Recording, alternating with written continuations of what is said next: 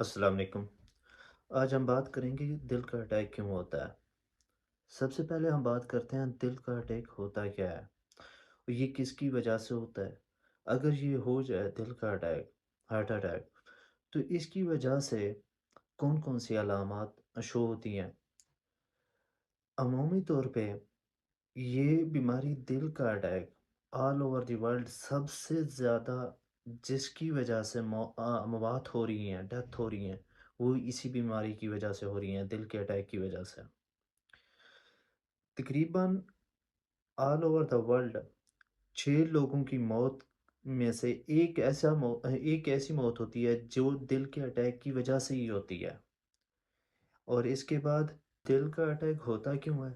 جو دل کی خون کی نالیاں ہوتی ہیں، دل ہم پورے جسم کو خون مہیا کرتا ہے، اور دل کو خود کو کام کرنے کے لیے بھی خون کی ضرورت ہوتی ہے۔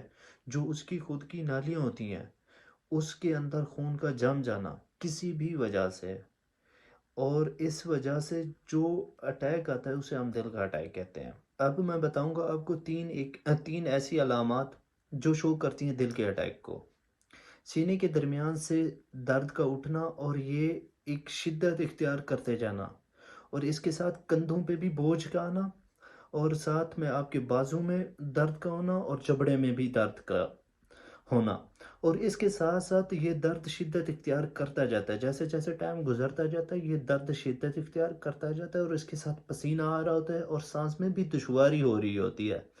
اور اگر ہم آدھے گھنٹے کے اندر اندر فوری طور پر قریبی میڈیکل سینٹر تک نہیں پہنچ سکتے اور لیٹ کرتے ہیں تو اس کی وجہ سے ڈیتھ بھی ہو سکتی ہے۔ یہ کاز کر رہی ہوتی ہے ہارٹ اٹیک کو۔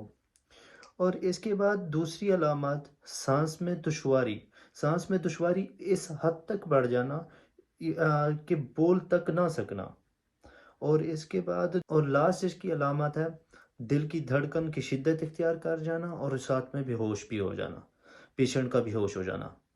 اگر یہ تینوں علامات فردن فردن ہو رہی ہیں تو بھی اگر ساتھ تینوں اکٹھے ہو رہی ہیں تو فوری طور پہ ہمیں قریبی میڈیکل سینٹر تک پہنچنا چاہیے۔ اب میں آپ کو بتاتا ہوں کہ کیا ایسی وجوہات ہیں جس کی بیس پہ ہارٹ اٹیک ہوتا ہے۔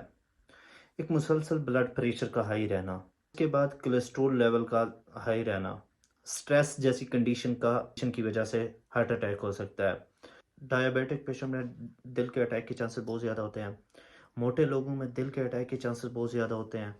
فیملی ہسٹری، جن کی فیملی ہسٹری میں بلڈ پریشر کی بیماریاں ہیں، بلڈ پریشر ہائی رہتا ہے، ان میں دل کے اٹیک کے چانسز بہت زیادہ ہوتے ہیں۔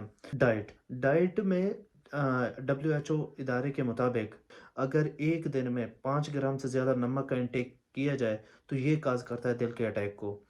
اور سیچوریٹڈ فیٹ کا انٹیک زیادہ کرنا، یعنی چکن، گوشت وغیرہ کا بہت زیادہ کثرت سے کھانا، یہ کاز کرتا ہے دل کے اٹیک کے چانسز کو بڑھا دے۔ فوری طور پہ علاج سٹارٹ کروا دینا چاہیے۔ کچھ احتیاط بتاؤں گا جس کی وجہ سے دل کے اٹیک سے بچا جا سکتا ہے۔